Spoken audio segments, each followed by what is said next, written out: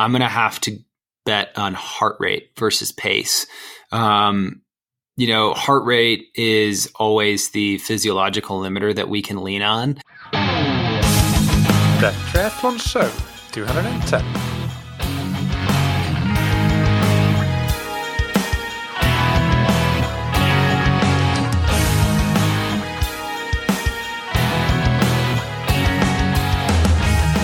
What's up, everybody, and welcome back to another episode of That Triathlon Show, the podcast presented by scientifictriathlon.com. I'm your host, Michael, and on today's episode, I interview Coach Andrew Simmons on all things altitude, including going to altitude for a training camp, going to altitude to do a race, and even living at altitude and any considerations that you might make based on where you are located in the world, including, for example, Colorado, where Andrew himself is located. We'll get right into the interview after thanking our sponsors. First, we have Precision Hydration that you can find on precisionhydration.com. And as we talk about in the interview, hydration is one key component that you need to be really mindful of at altitude. And that includes your fluid intake, but also your electrolyte replenishment. And most importantly, sodium. So that is something that is very much worth considering when whether you're going to race or to go to train to altitude. What is your sweat loss, but also what is your sweat sodium content? Precision Hydration has plenty of resources to help you figure that out and understand how it works. I can recommend listening to episode 49 of That Triathlon Show, where I interview founder Andy Blow on these topics, or you can check their website, precisionhydration.com, and get a free hydration plan based on your individual information. You can also get your first box or tube of electrolytes for free with the promo code ThatTriathlonShow, all one word, all caps. And a big thank you to Roka that you can find on roka.com. If you're looking for some great Christmas gifts for your triathlon family members or friends or loved ones, Roka is a great place to start looking. They carry a wide range of triathlon product, all of top of class quality level, but there are different price levels depending on what your Christmas gift budget is. You might go for a pair of Roka R1 goggles on the cheap end of things. Those are still super impressive goggles. I love them. I don't use any other goggles than them, but I do use them in multiple different lenses and colors. And you can go all the way up to something like the Roka Maverick X wetsuit, which is the flagship wetsuit. That being said, even their entry-level wetsuits are super good quality. They have the famous arms up technology, and they have really good flotation and other attributes for a wetsuit. So even with the entry-level wetsuits that Roka have, you get a lot of the properties that generally would be reserved for higher-end wetsuits. So check them out on roka.com and get 20% off your entire order with the promo code TTS. But without any further ado, let's get into the interview with Coach Andrew Simmons. Welcome to That Triathlon Show, Andrew. How are you doing today? I'm doing great. Thanks for having me. It's going to be an exciting topic for sure. I can't believe that in more than 200 interviews, I've never done one on altitude. So I'm excited to get into this topic. But before we do, can you introduce yourself for the listeners? Absolutely. My name is Andrew Simmons. I'm the head running coach at Lifelong Endurance here in Denver, Colorado. I've been coaching for the better part of a decade, working with both youth and adult athletes, and actually working with quite a few athletes locally here that train at altitude. So it's definitely something I have an intimate knowledge of. So excited to kind of share some thoughts and some history and some fun stuff along with that. Excellent. So let's start with the basics then. What happens really when we are exercising, whether it's in normal training or if it's in a racing situation? What is different compared to doing it at sea level? Why is it such a big deal? Yeah, I think the first thing is there's perhaps a little bit of fear around looking at a race and saying, oh wow, it's at altitude, and I think that already kind of excludes some people from wanting to train for it, because I think there's a lot of mystery around how do we train for altitude if we're not at altitude. How do you train for a race at 2,000 or even 3,000 meters above sea level when you live at sea level. The big thing that happens there is there's a hematological response, meaning what we're looking for is that at altitude, your body has to adapt. If you're coming from sea level, moving up to altitude, your body kind of has to play a little bit of catch up because you're operating with less available relative oxygen. You're still enough oxygen in the air that never changes. No, it's not better air at one or the other, sea level versus altitude, but your body has a certain amount of red blood cells that exist at sea level, and you have to physically make more red blood cells, increase your RBC count when you go to higher altitudes, and that takes time, and that's really kind of what the adaptation principle looks like. So I think there's definitely some there's a few rules that come along with that, but I think also there's definitely that fear of looking at a race and saying, I don't know if I want to do a race at altitude. And I hope to kind of squash some of those fears today because you absolutely can train for an altitude race at sea level. That's promising to hear for sure. If we go a little bit more into the actual physiology, so we need to produce more red blood cells and increase the RBC, the red blood cell count, but why is it that we can't take up? Because there is, as you said, enough oxygen in absolute terms in the air at altitude as well. But why do we have this need for more red blood cells, and why are we getting less oxygen than we're doing at sea level? Great question. I'll actually take a page out of 1990s, 1980s era cycling. When we first saw people blood doping. And I think this will kind of help explain a little bit, even though it's a bit of a caustic topic.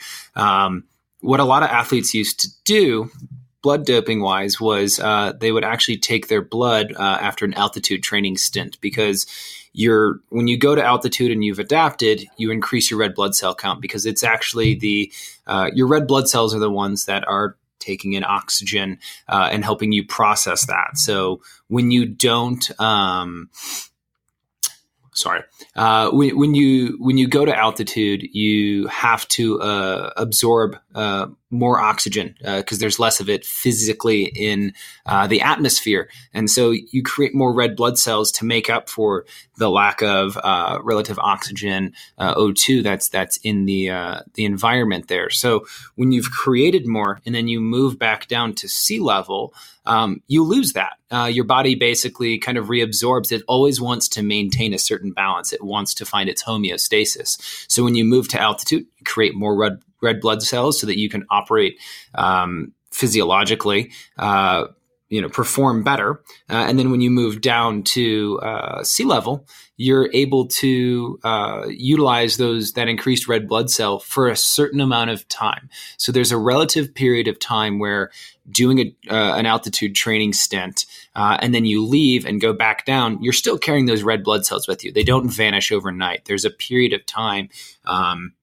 And this is why we do altitude training stints with high performance athletes, is we want to create that. So when we look back at the 80s and 90s, what used to happen is people would go through and do a training stint. They would take some of that blood, they would spin out all the white blood cells that we really didn't need, and then they would actually reinsert, through an IV that, rich blood cell, those high red blood cell count blood, and it would allow them to perform better. They basically did an altitude training stint right then and there in a hotel room, clearly illegal.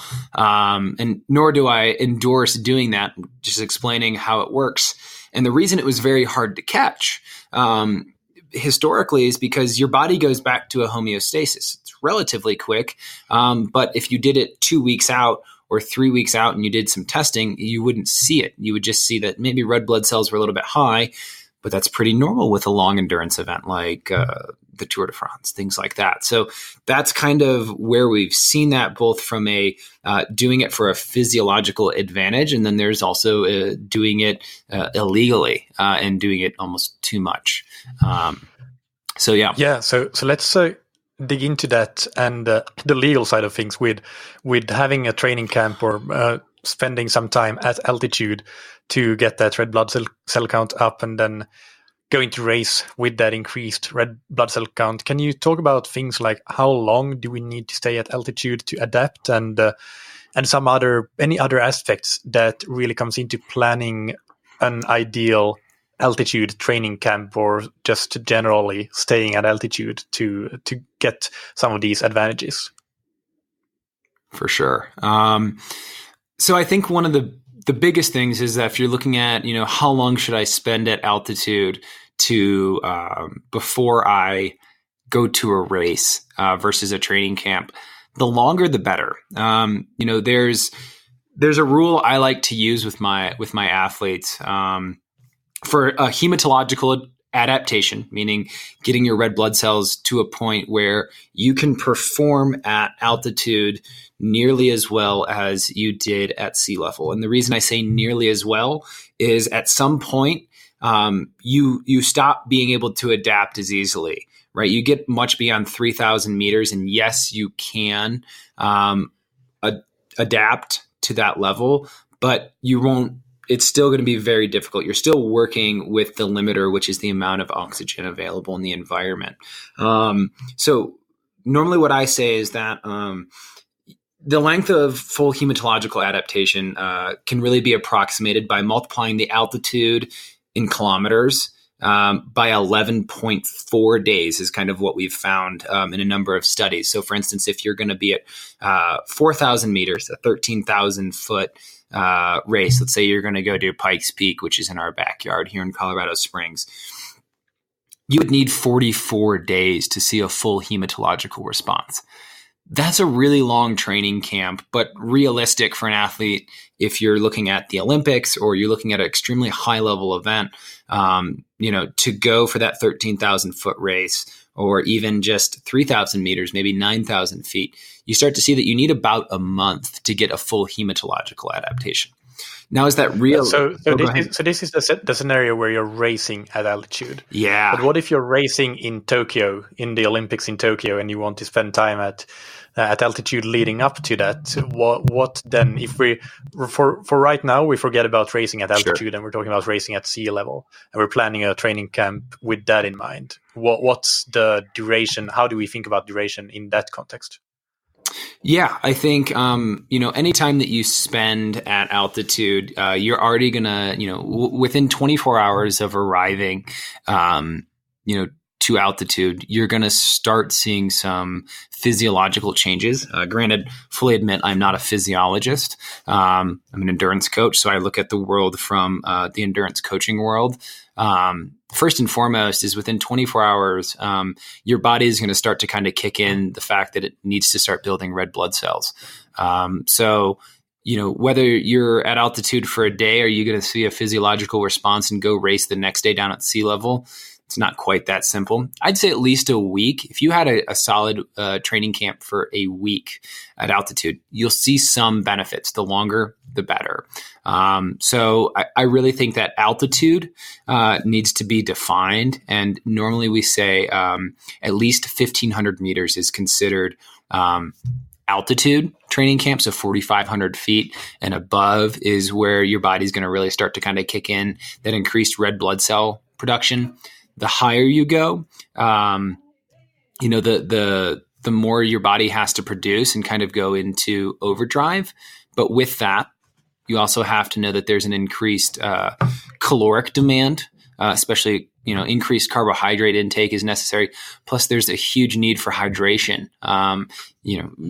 Hydration goes just beyond making sure that your tissues are hydrated. When we're talking about blood, we want to make sure that our blood stays viscous. The more red blood cells that we actually get thicker blood, which was a really big problem. If we go back to that quick chat about using blood doping, their blood would get so thick it was like pumping maple syrup through your heart versus blood, which is relatively thin and viscous, and that became really hard on their hearts, and you could see them have some pretty big heart issues down the road.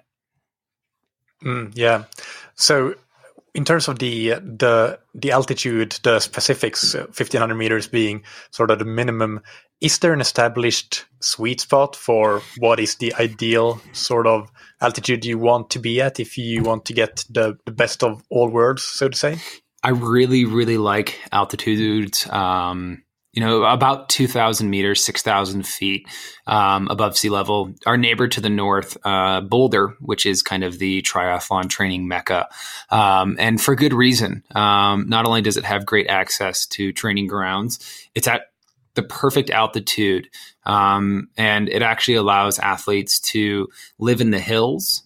So, I think one of the great questions that comes about is live and train high, and then live high, train low. They're kind of the two principles that are there. If you're going to live in Boulder, Colorado, or train in Boulder, it's worthwhile to go and live and try to find a training ground and drive down every day to do your training at a lower elevation. Just because of the fact that you'll adapt if you're spending 16 hours a day at 8,000 feet living in Jamestown or any of the other smaller towns that are above Boulder. I'll use an example of, directly here, I have athletes that live in Evergreen, Colorado, which is at about 8,500 feet, but they come and they train at about 5,200 here in Denver, right in the foothills. And that's enough of a drop that it's about 12%. If you think about it, if you have 20.9% effective oxygen in the air, and you're in Evergreen, you have 15.4. And you go to Boulder or even Denver, you're operating at 17.3. And while that only sounds like a 2% difference, we're working with relative oxygen, and that's actually a 12% change between the two percentages. So it's a pretty interesting, you can have 12% more oxygen by, relatively speaking, effective oxygen by moving 3,000 feet down the hill, as we say here. So you have more to work with, and then you go and you've got the red blood cells of living 16 hours a day in Evergreen or in Jamestown or any of these other higher altitude small towns. So the advantage here is obviously that you can do better quality training when you go down, and you can still get those adaptations from just spending a lot of time at higher altitude. Can you explain why getting in that higher quality training is important? Why isn't it the case that if I exert myself just as hard, even if my power is down or my pace is down, I get the same training adaptations? Can you elaborate on that? Yeah, I think it all comes down to, heart rate is one thing, but you're physically working against a known disadvantage or advantage, depending on how you want to look at it. When you're working with less effective oxygen, you have to build tissues and muscle that are adapted to that lower amount of saturated oxygen in the environment. And so your body has to adapt to that, meaning that when you take that altitude adapted athlete and you move them, again, we're always looking at moving to a very saturated environment at like sea level. You're going to be able to absorb oxygen faster. You're going to be able to keep a lower relative heart rate. So if you take the same training principles by majority and apply them at altitude, yes, a couple things change, but if you can still see similar adaptations, the adaptation taken down to sea level will be, markedly increased by, there's a pretty measurable percentage of increase moving from one environment to the other. Yeah. And when you go up to start your altitude camp, let's say we're going from sea level and we're planning to do, let's say 3 weeks or 2 or 3 weeks at Boulder, for example. Let's say 3 weeks to give us a broad example, and we can really optimize things. What training should you do when, relatively speaking, during during that camp? When, like, how much and what kind of intensity can you do at which points during that training camp?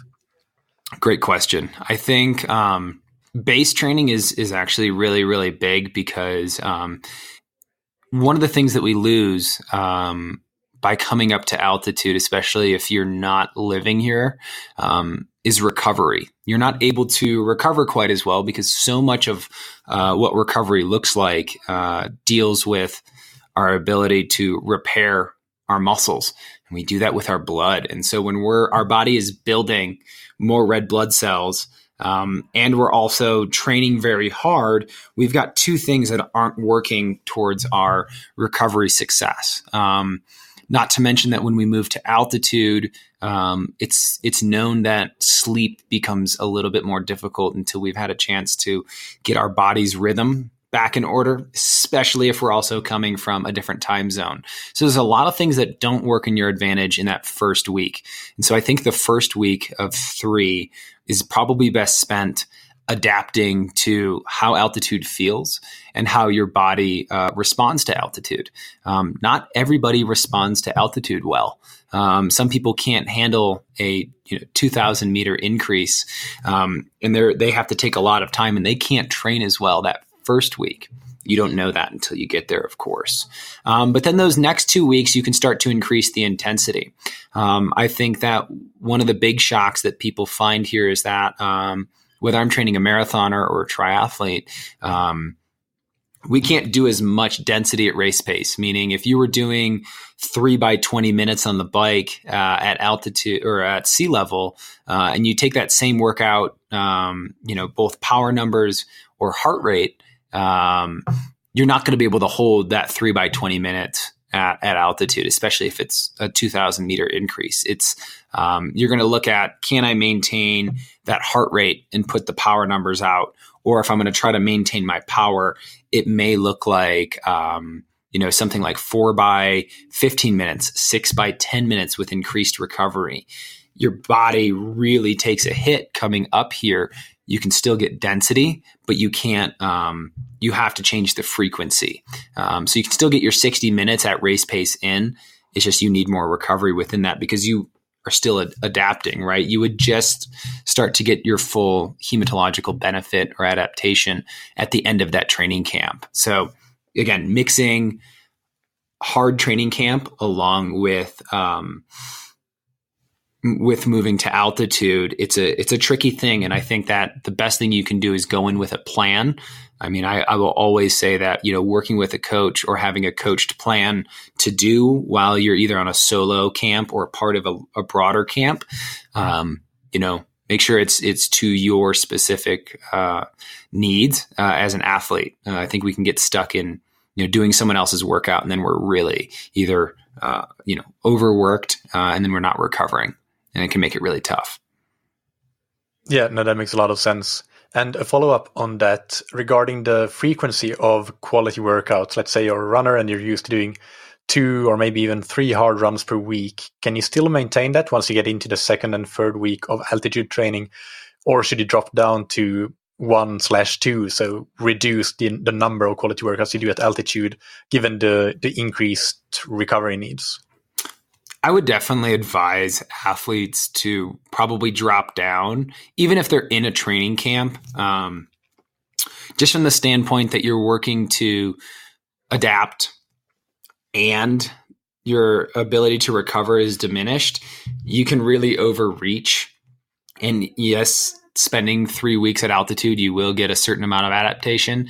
But that recovery, that diminished recovery eventually doesn't pay off.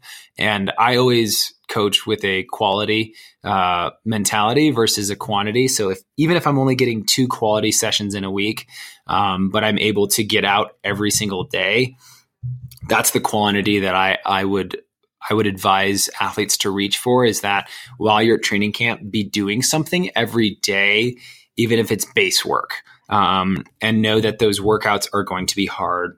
They can be intense, but you're not going to be able to get as many in during a single week unless you're a very, very quick adapter. Yeah. But in terms of the training volume, so if we're taking a vacation, for example, and we're generally, again, let's say we're a runner, we're running 7 or 8 hours per week normally, and can we immediately, when we go up to altitude and we suddenly have all day to train, can we immediately increase the volume as we would do in a normal training camp, or should we be careful with the volume as well, not just the intensity? What's your thoughts on that? I think volume is okay. Intensity will naturally take a hit. You will find that you'll run right up against a limiter, that there's a certain point that you can't reach beyond.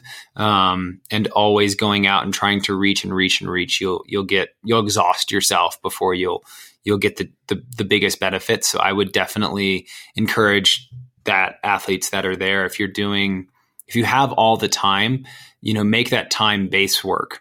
Even if it's zone 1, zone 2 work, getting out and going for a long hike and things like that, maybe reaching higher altitudes and things like that, is a good use of your time. And then making sure that your run session for that day, or your largest aerobic session, whether that's on the bike or run, is a quality one. So you can hit that zone 1, zone 2 every day. Space those quality sessions out, maybe every other day, so that you have a day of recovery in between, because it's already a training camp. So there's already an increased amount of intensity. Yeah. And if we are in the situation that we're doing this training camp with a specific goal race in mind, when should we plan it in relation to where the race falls? Should we just go straight to the race and try to race as quickly as possible after the camp, or do we need some days or even weeks between? What are your thoughts on that? Great question. I think this is a tricky one, because as an athlete, we always want our most confident workouts to be right before our race. Those peak weeks, usually come right before taper. And if we're doing those peak weeks at altitude, mentally it can be really hard, because you may not be putting out the same wattage or the same pace.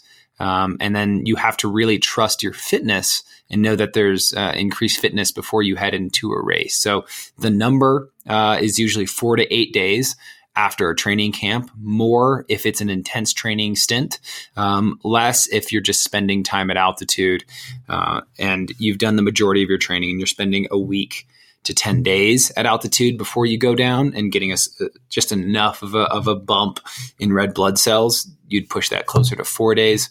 If you've had an intense time, you want the recovery leading into your taper, and some time there to be able to see that those power numbers are coming back, that you're feeling more fit and you've had a chance to recover from a heavy load. All right. Yeah, that makes sense. So now let's move into the scenario where we are actually racing at altitude. So maybe you can jump right back into the numbers that you presented there with how long you would need to adapt to a specific altitude if you are going to be spending those last few weeks at the location of the race. And then we can, after that, discuss what to do if you are not able to go to altitude much in advance. Yeah, I think if you've got, if you have the time to be there, if it's your big A race, the more time you can spend there, the better. Especially on location for that race. Training in the areas that are around it, of course, are both mentally and physiologically good for you. You'll know the surroundings very well, especially the race course. You'll know how hard that climb is and what your red zone really looks like.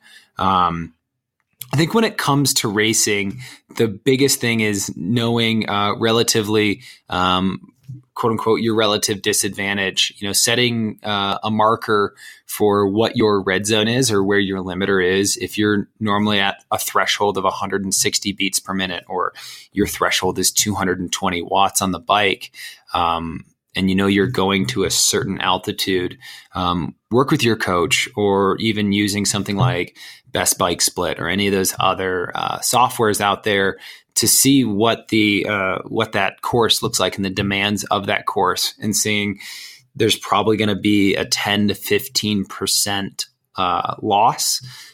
So, making sure that your threshold may now be 150 beats per minute before you really start to become very taxed, and that threshold may change, or your wattage that you're outputting to hit that threshold will be reduced by that factor of 10 to 12 to 15%, depending on the altitude that you're at. And so knowing where those limiters are and making sure that you have those in your head and you've worked out your splits with your coach. If you're going to go and do a marathon at altitude, knowing, what your goal is, you're probably not going to get a PR in a marathon at altitude as compared to what you'd be able to do at sea level. You can see a very similar benefit if you've had enough time at altitude. Again, it all comes down to timing. The more, the better, especially if you're looking for a peak performance. But they've done some really interesting studies, and there's a really good podcast Science of Ultra did, actually, that looks at the timing of when you need to get to altitude. And even as little time as getting there 24 hours beforehand, your body doesn't have time to really catch up. And it kind of has to adapt at the snap of a finger. And you have to be able to manage yourself, and you'll kind of be working with the same zones that you'd be working with at sea level. It's a pretty interesting, effect that getting there 24 hours beforehand, you either have to get there just before the race starts, and let your body adapt while it's on course. And you're going to be working against your mental limiters and knowing how hard is hard, versus utilizing your watch metrics and things like that. So if you're a very internally motivated and self-limiting athlete that you know what your limit is, you'll be totally fine to go to altitude. Granted, I will say, with that said, as long as you know that you're an altitude adapter, don't go to 3,000, 4,000 meters above sea level and wonder why you're dealing with the effects of altitude sickness and things like that. So of course there's a breakover.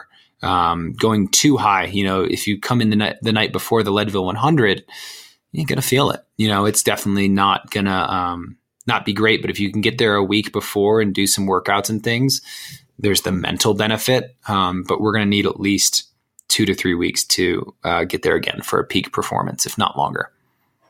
And I guess the 24 hours before a discussion, it comes down to the fact that if you are spending any more than 24 hours, those first few days when the body is working really, really hard to adapt, it's actually just breaking down your ability to perform more so than when you've just arrived. And that's why it's not as if you can perform like at sea level if you arrive just before the race, but you're just limiting your losses, or so to say, when compared to arriving 3 or 4 days before the race, when you are in the deepest spot that you will ever be before the body starts to readjust again and building back and adapting to that altitude. For sure. I think one of the so that first 24 hours, your body hasn't caught up yet. It's kind of, our internal, immediately when we arrive, our body starts to kind of get a hold of it. And it's very cautious. Our body is kind of the unassuming. It's like, are we staying here? Should I start adapting? Okay. Yep. We're going to start to produce more red blood cells.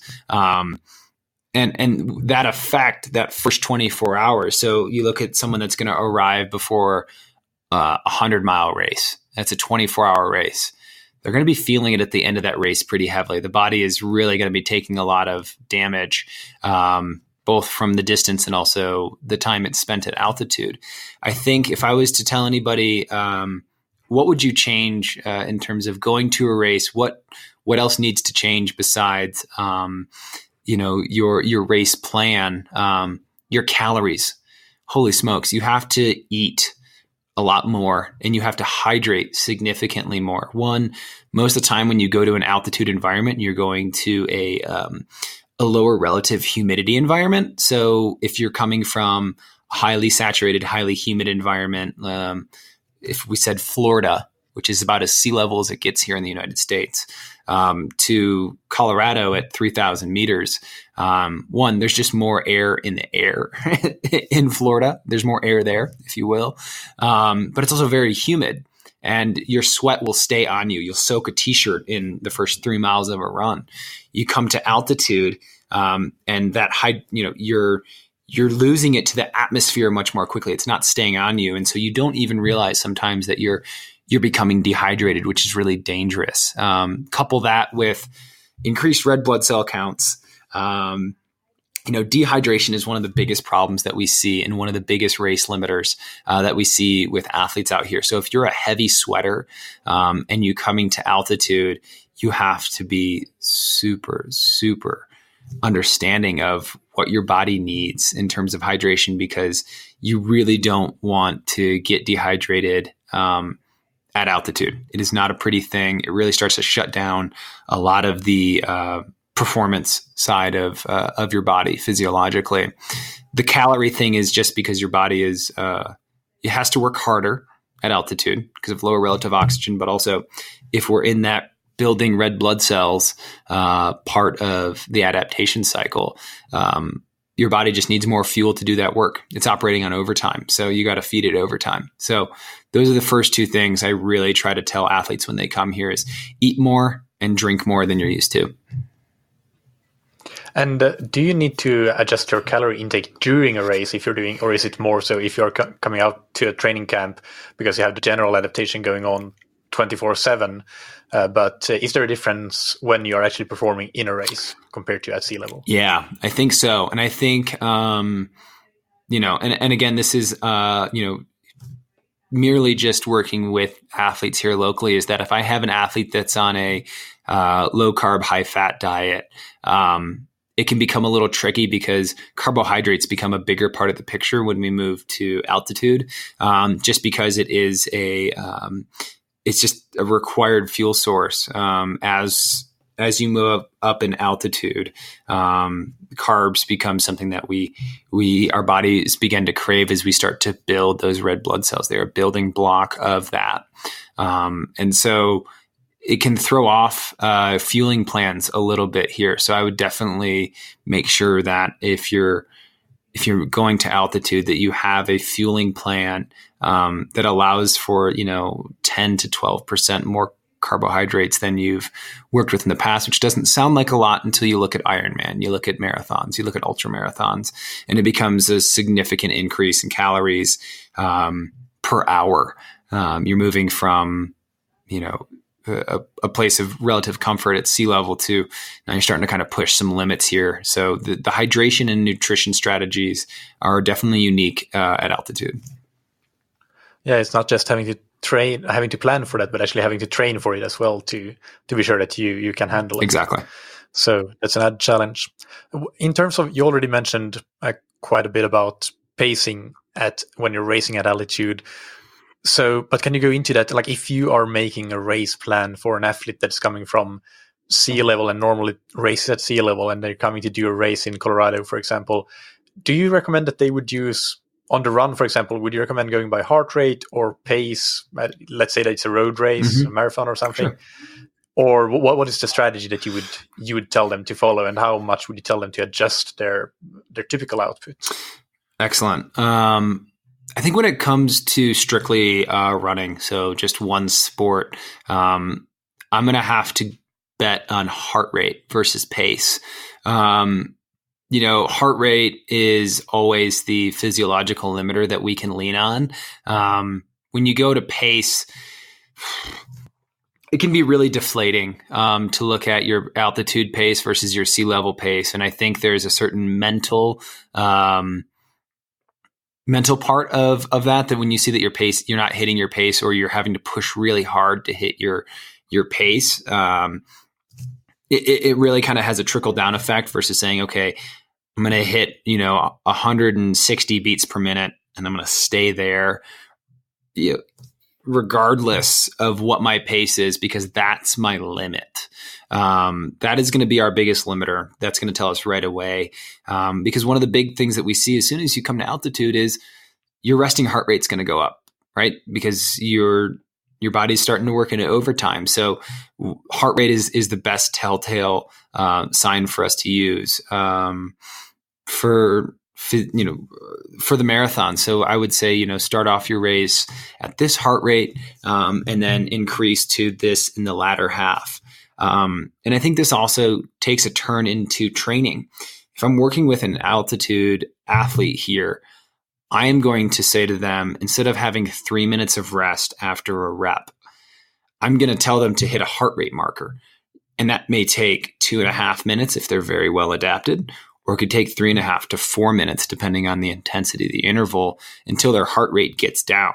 And that's ultimately what we want as we build a specific athlete for a specific adaptation, a race, is making sure that they're actually getting their heart rate down enough so that they're recovered. Recovery is a huge, huge part of the equation at altitude.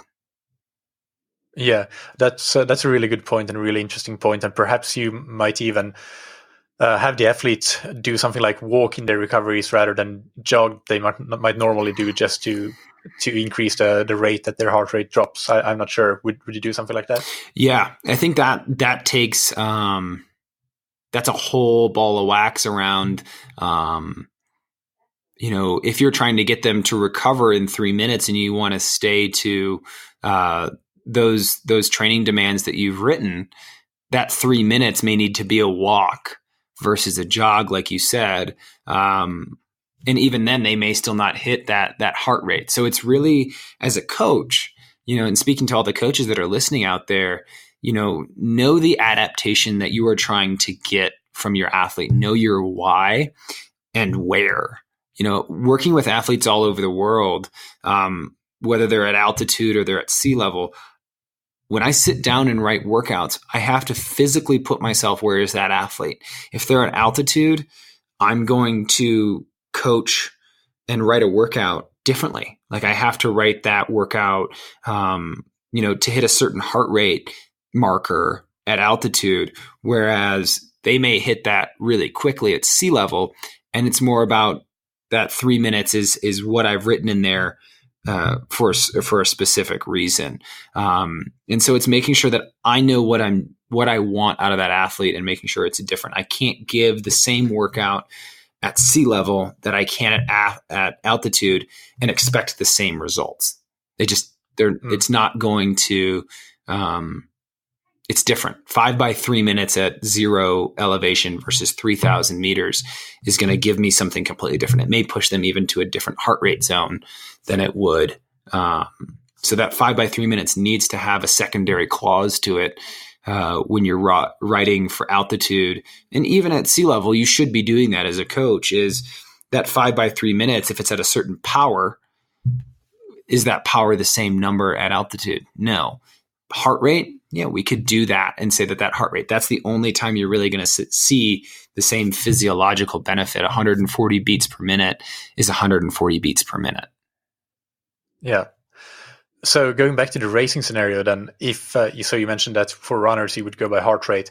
What about triathlon and cycling, where we have power meters? Would you then perhaps follow power and use some adjustment to the target power from sea level, or would you prescribe an RPE based approach or heart rate approach, or what would you do then? Ooh, that's a really good question. I think it comes with that athlete.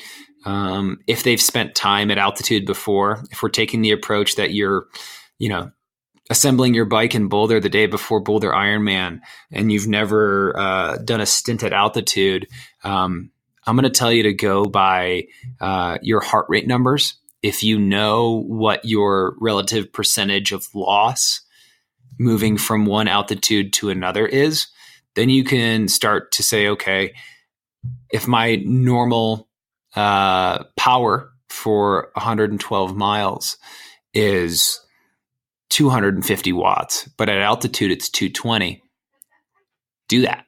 that's a great marker for you to utilize. If you're, so that's really looking at, altitude trained, having that experience versus not having that experience. I will always tell the athlete that is coming from zero to altitude with zero experience prior to use your heart rate as your best marker, because at certain heart rates is when we see, different levels of lactate. All of that comes with, at specific points. Whereas power is not as relative. It is at sea level, and we can equate those same graduated levels of performance. But again, it all goes back to what is the thing that's driving it, and that's our heart.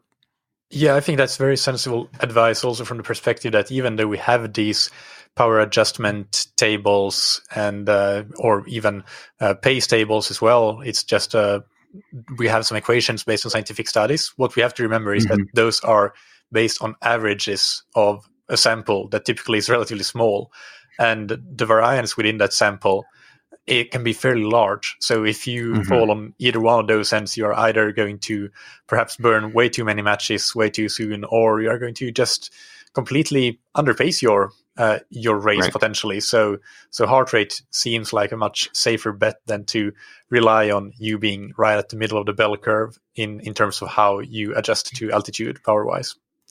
Well, and I think you also have to look at what kind of athlete you are. There's a lot to be said that everything when we talk about power and tables and things like that, we have boiled that person down to quote unquote average athlete. That average athlete is this height, this weight, and we're assuming, this much body mass and, things like that. Well, what if you fall outside of the bell curve? What if you're, very tall and, slender, or if you're a Clydesdale athlete or an Athena, like you're not going to respond the same way. But the one thing that is always the limiter is heart rate. So, you have to know what you are using to drive your training and stick with that. You can't switch around. And so this is where I can't sell coaching enough. As a coach, having a coach, even myself, going to altitude or going down to sea level and having, those tools, having someone to reference against and say, this is the heart rate we're going to stick to, and having that secondary person in there to tell me what I need to be doing is huge, because you're going to drive towards that. I think what I'm really driving at here is having a coach, having a plan, stick to it. I think you touched on a very important point there. I'm in the exact same boat. I'm a coach and I have a coach. And even if like in theory, all of these things, the thing that a coach adds to this is the accountability. Like if you have talked through your race plan and say, well, I am going to stick to this heart rate cap, and that's what I know that I can sustain for this duration. So I'm going to do that. And then it makes you so much more likely to do that than to actually, if you are just having that race plan for yourself, then chances are that you get to the start line and you feel really good and you think that, well, maybe I'm having that magical day. And so you go by your sea level power numbers instead. And that might end up in a disaster, in not your best performance that you were capable of, at least. So I totally agree with that. Yeah. Let's discuss another scenario, and that is your specific scenario of living at altitude year round. And how does that impact training and racing in general? And what are some factors, in addition to those we've already mentioned, that you should consider? And also one question maybe to start us off. Do you guys living at altitude have an inherent advantage whenever you come down to sea level to race, or not? Yes and no. So I think one thing to say, and I won't go too much into this, is that there are people who adapt to altitude and those who don't. Some people are able to come up to altitude and then go back down to sea level and see a big benefit, and some don't. And I'll kind of leave it at that. That's a whole nother topic and gets really deep into physiology. if I took myself into consideration here, and looked at prior marathon training cycles, I by majority race the marathon myself. And so when I'm training, I think the biggest thing is that I can't look at workouts the same way. Hitting race pace up here, if I'm able to hit my marathon race pace continuously for 30 to 40 minutes, I know I'm really in good shape. Whereas at sea level, I could go for an hour and 10, hour 20. But that's just not achievable here at altitude, both from a physiological standpoint and also just energy demand, staying in the right zone, things like that. We start to really break down race pace, those really hard, high efforts, into smaller pieces so that they become more manageable, because we have to insert rest. Otherwise, blood lactate levels get too high. We start to push outside of the ideal zone that we were trying to stay in. I find that at altitude for myself, I raced Chicago Marathon this year, less than ideal training cycle, but I know that I've gone down, I think, probably about a dozen times now, 12 different marathons. I can pretty much count on taking an advantage, and that's usually in the marathon about 15 seconds a mile, which is pretty significant. So you can also say that your race pace can be 15 seconds slower here at altitude to get the same physiological benefit.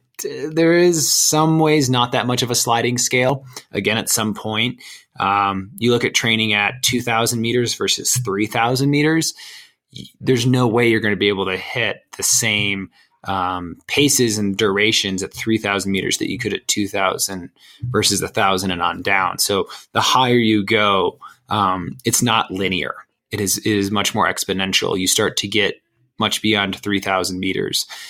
And it's very difficult to hit your race paces. And you have to really put a lot of trust into the amount of work that you're doing and make sure that you really are adjusting your training in a smart way. Again, 3,000 meters recovery is long and slow, even with an adaptation. So if I can jump in and summarize a little bit what you're saying, if I understand correctly, is that you obviously have the advantage that you can you get the physiological adaptations of making more red blood cells, but that depends on how strong a responder you are. Some might get more advantages than others.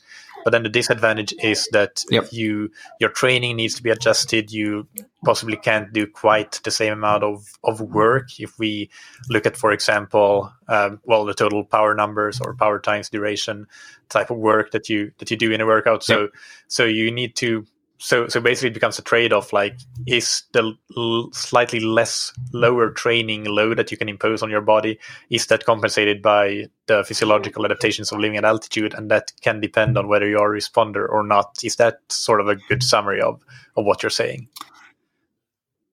Yeah. And I think one other thing is that the event that you're working towards, consider if it's a majority aerobic event, right? If the physiological adaptation is by majority aerobic, say the marathon, you're going to carry a huge advantage. You start to creep down, and when we see more anaerobic work, we actually see that like athletes that are training for the 5K, unless they're very, very high level athletes, and really can have a large amount of volume to work with, they'll take a large advantage. But one thing that we see a loss of is leg speed, because we have the heart rate limiter where we're going to hit our heart rate our top end heart rate very, very quickly. We can't sustain high leg speed or high turnover types of intervals for as long, whereas an athlete may be able to do 4 by a K and maintain a really, at race pace or below race pace at sea level. That may be 800 meters or 600 meters, depending on the altitude. And so you might add reps to that to try and get that leg speed, but there's nothing quite like being able to work through the fatigue of a high turnover type of workout. So same thing for time trialists, depending if it's, under that 40K, if it's a 20K TT, or you're looking at the sprint versus Ironman, you can train for Ironman great here at altitude. Sprint and, Olympic, we start to kind of see that while you have an aerobic advantage, you may lose some other things like leg speed. So that you have to either insert that into and make that a specific part of your training, or know that your other aerobic skills will make up for it. Yeah, here's a nugget that I remember now reading in Dina Castor's book from when she was training with Joe Veal in Mammoth Lakes. Yeah. And she had this problem when going down to some cross-country races, I think, that she didn't feel that she had the leg speed. And what they did was to insert downhill strides. And that helped her get the leg speed up. And they did that repeatedly, day after day, basically, I think, for a while. And she could do that, obviously, because gravity helped her get that leg speed up. She didn't need the aerobic component or the oxygen to produce that leg speed. So, and then that seemed to help her and have those race performances and be able to put out a strong finish or a strong breakaway in those cross-country races as well. So that was something I found really interesting and smart from her coach to do with her.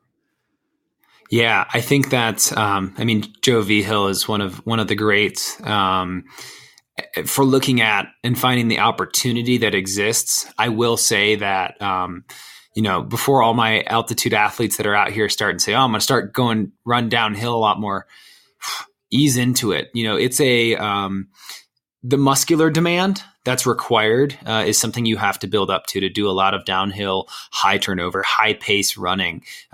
You better have really good mechanics and really good form, which Dina, of course, has, and she's gifted with that. But you can really find yourself in a mess of injuries with a lot of downhill running, especially if you build up the amount of density and the amount of miles that you're putting in downhill. So start small, know how to run downhill, prevent a lot of braking as in your stride, and make sure that you have minimal ground contact time, and that can become a tool to get higher turnover, but ease into it. Yeah, for sure.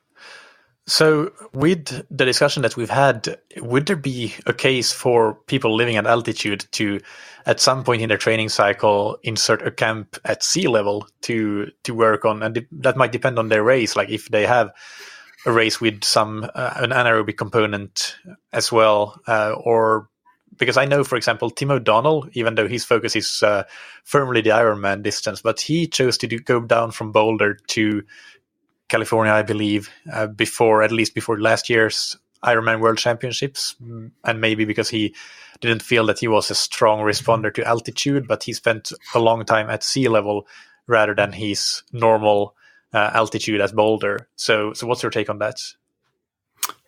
I think I think there's a mental, physiological, there's a lot of different things that go into making a choice like that. I've found that spending a couple of weeks at sea level, I can maintain a higher cadence, a higher heart rate for much longer. And I have to remind myself that I'm not going to explode. I'm like, oh man, I've been at my race pace, my 5K pace for 3 minutes now. Normally I'd start to, get kind of some red flags or start saying, hey, you got to be smart. Whereas I can push that for another minute or 2 minutes and be okay. And so it's being able to reacquaint yourself with the feeling of training at that different altitude. So I think there's, again, a physiological benefit of going down, and yes, you get that leg speed turnover, you get that feeling. You also have to work through, is it going to be more of a humid environment? What can't you replicate at altitude for the demands of a race like Kona? So, you can't replicate heat. So when you're looking at having the biggest performance of your life, you want to replicate everything you can down to the meal you're going to eat the day before, and saying that's the meal I'm going to have before my longest ride, my longest brick, and breaking down to those pieces. And so I can absolutely see why an athlete goes down from altitude to sea level. He's fit. He's already has the fitness. He's not trying to get a huge fitness carryover as much as he's trying to go in with mental confidence, but also preparation, there's a different set of demands that he needs that he can't get at altitude. Yeah, that makes a lot of sense. A couple of other questions that I have here is, first of all, altitude training has traditionally been a big part in high performance environments. Basically, all endurance athletes or federations of endurance athletes have been taking their athletes to altitude. Do you think that makes total sense because it is such a potent weapon in their arsenal?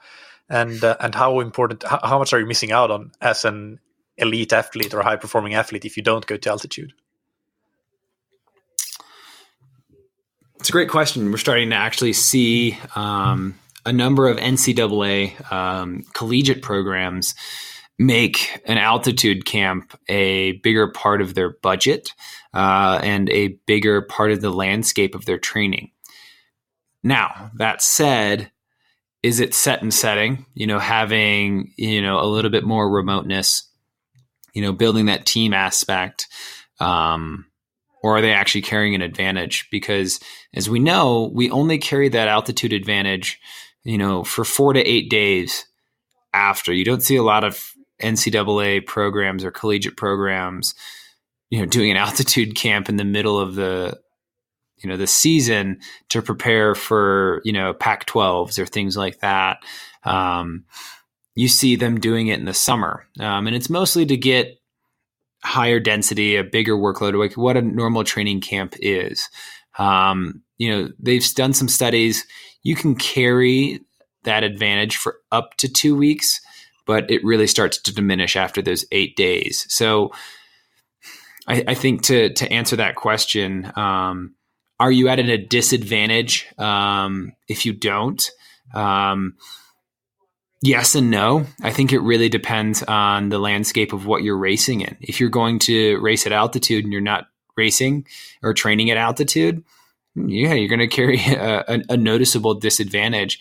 But if you're at sea level, training to race at sea level, you'll get a benefit by going to altitude, but it's short-lived. Yeah. Let's think about the Olympics in 2020. Let's say you're coaching a 10K runner or a marathoner that's going to the Olympics. Do you think that runner should spend their last a couple of weeks or 3 weeks or 4 weeks at altitude and then go down 4 to 8 days before the Olympics? Or would it make more sense to actually be preparing in the heat and humidity of Tokyo? That's a tough one, I know, but just you can speculate. Yeah, I mean, I'll make the assumption that this athlete is an altitude adapter and that I've got all the budget in the world. It'd be really cool to be able to build that athlete a training environment that I can replicate the heat and humidity, but work in a lower oxygen saturated environment to kind of sharpen that blade to a nice razor's edge. But I think one of the bigger things that when you look at Tokyo specifically is the heat and humidity. It's a huge factor. And actually, to speak to those people that are at sea level, the heat and humidity is actually the closest you can get to training at altitude. So it's almost, if you took heat, humidity, and altitude, my goodness, you are putting so many demands on the body. You may end up giving the body too much to deal with and actually putting them into a bigger hole than they need to be for their biggest performance. If I was, training that 10K marathon athlete, I'd put them in Tokyo for a month beforehand. And if anything, maybe getting them out of an environment where they have better air quality. So that's probably going to be the biggest detriment to the marathon is going to be air quality, heat, and humidity. Whereas that 10K runner needs to make sure that they have good leg speed to run a competitive championship style race. And they're going to be most affected by air quality in the stadium, but also the heat and humidity of the 10K there. So heat and humidity in this case will trump any advantage that can be taken from altitude, in my opinion. Yeah. Another question, what's your take on altitude tents and masks and the likes? I sigh deeply because, everybody's in this world to make some money, and I don't endorse these tools.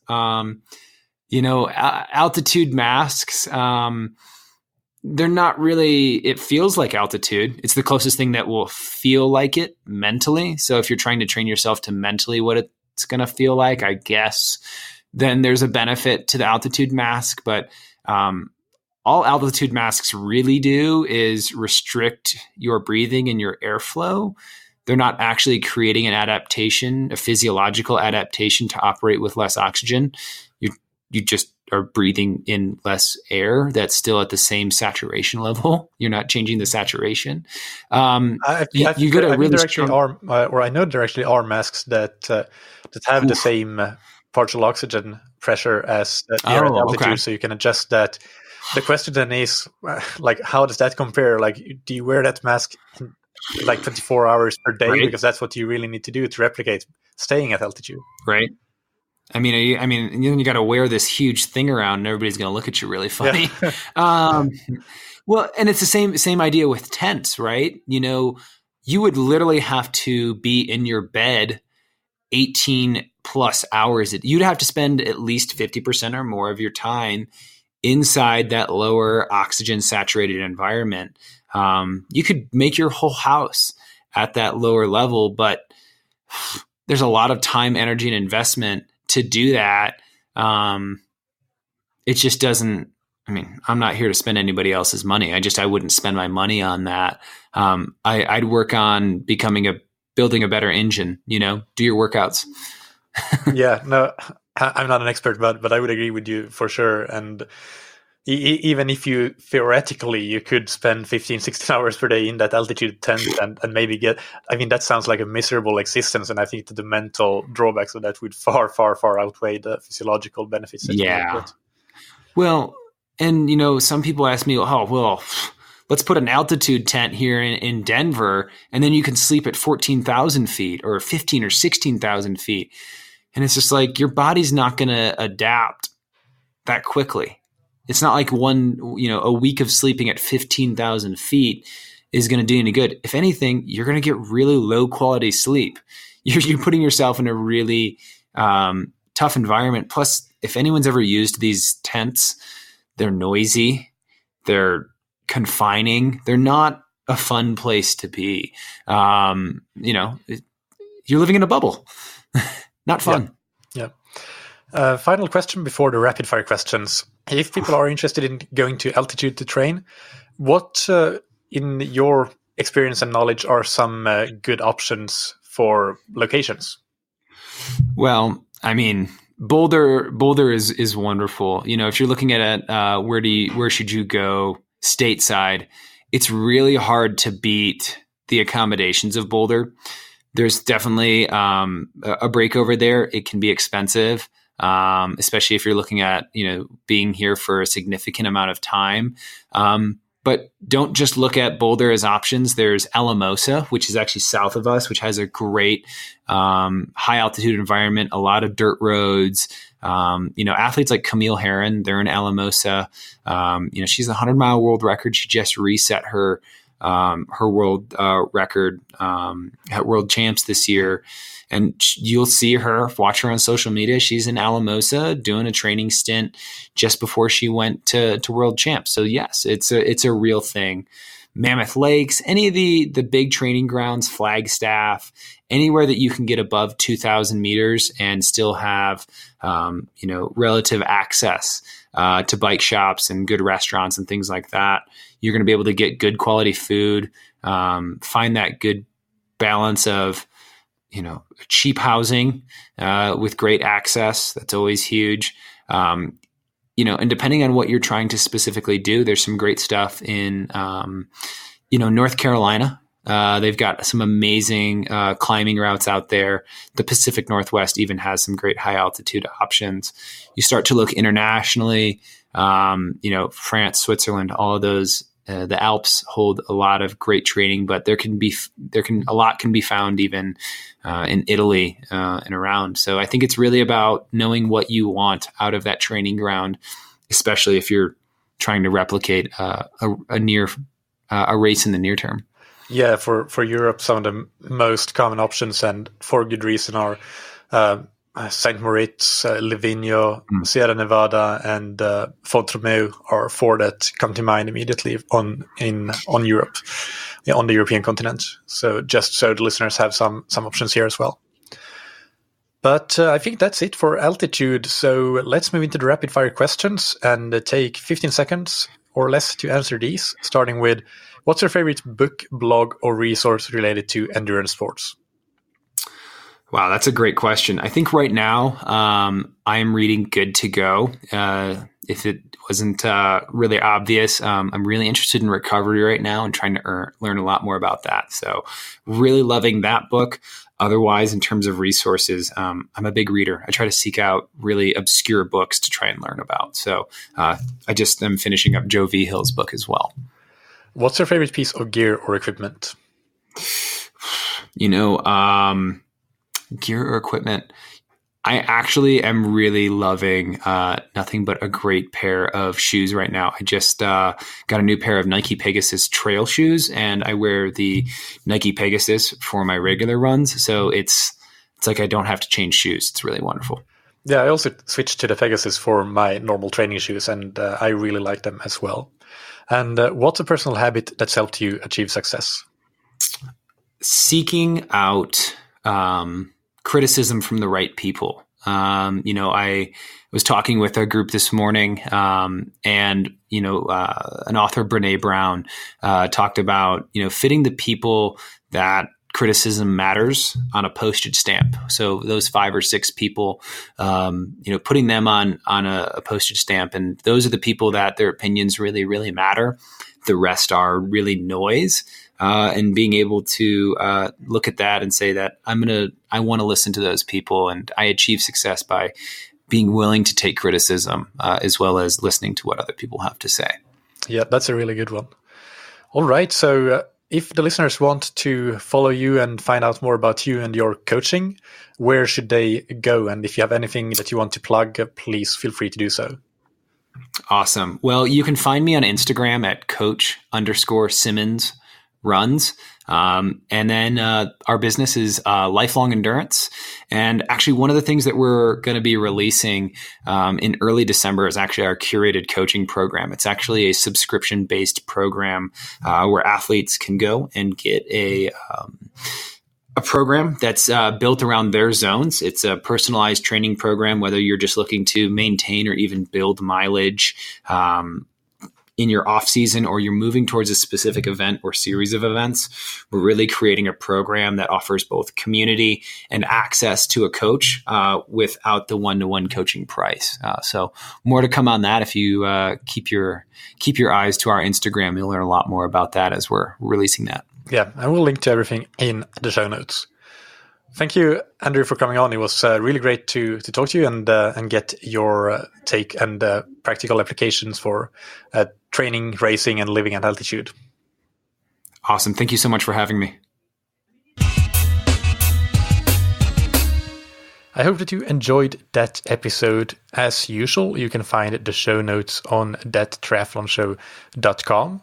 So check out all of the things that we discussed there if you are planning to go to altitude to race, or you are planning to go for an altitude training camp.